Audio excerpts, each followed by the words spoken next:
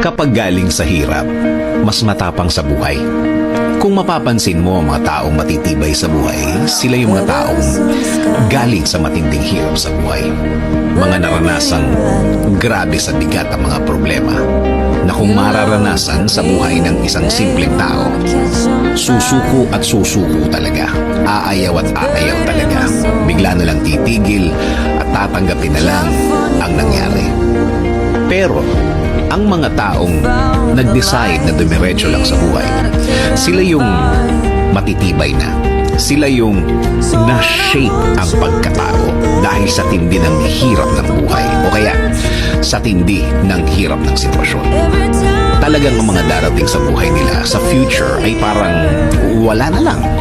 Tama, manggaling na sila sa pinakamahirap, pinakamatindi. Oo naman, nasa kanila ang desisyon kung ayaw na nila. Pero, ano ang pakinabang kung ayaw na sila? Sa bandang huli, sila ang talo. Sabi nga nila, bahala na si Lord. Malalakas ang faith ng mga taong ito. Pinanggalingan na nila yan. Kaya alam na nila na hindi naman talaga magtatagal ang sitwasyon nila. Sa mga nagdaan, napatunayan na nila na gagaan ang lahat. Lalo na kung sukuan time. Isinusuko nila lahat sa Diyos. Pwede naman talaga yun. Dahil kung sila lang yan, wala. Hindi nila kakayanin. Hindi nila matitiis ang lahat. Kaya dapat may laging aasahan. Kailangan may laging kakapitan. Kung malalaman mo ang buong kwento nila, hindi lang iisa ang kwento nila. Marami na. Marami ng pagkakataon ng pakikipag-usap nila o niya sa Diyos ay napakatindi. Minsan pa nga, naiiyak pa yan. Naluluha. Dahil oo naman, hindi lang siya apektado sa sitwasyon niya. Damay ang mga taong mahal niya.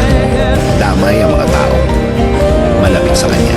Kaya kung magdasal siya, isinasama na niya lahat para paglahatan ang blessings na gusto niyang dumating. Kung titingnan mo ang buhay niya, maayos ito. Kasi may guidance galing sa taas.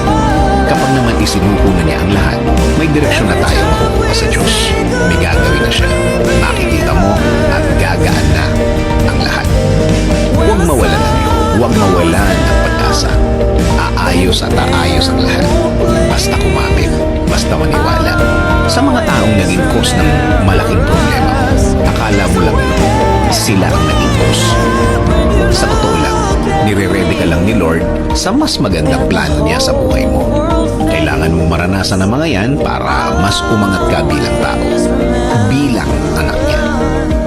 Sa buhay naman kasi, galing ang tibay at wisdom natin sa mga mahihirap na sitwasyon, sa mga mahihirap na problema. Mas matinding problema, mas matindi ang lesson, mas matindi ang makukuha na magagamit mo pagdating ng araw. Sa dulo, lagi namang maganda ang plano ng Diyos sa'yo.